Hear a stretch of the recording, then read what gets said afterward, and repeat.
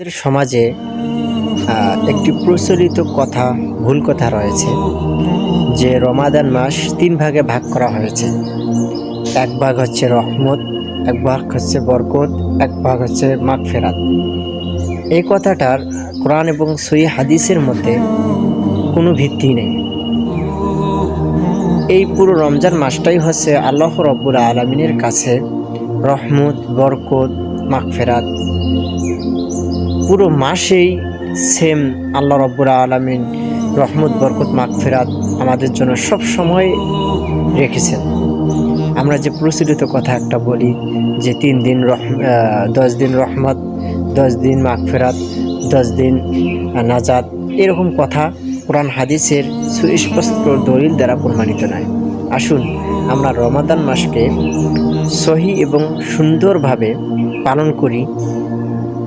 আল্লাহ রাব্বুল আলামিন আমাদের সকলকে সে তৌফিক দান করুক। আল্লাহুম্মা আমিন।